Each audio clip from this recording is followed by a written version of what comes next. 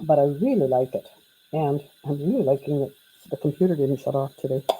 So then, of course, when you put these on, and this is all I've done for this one, you only want to glue it on the one side.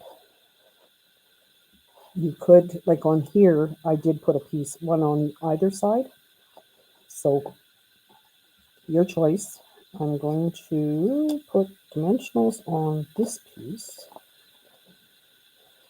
So yeah, hop on and let me know what else you think would work in there. And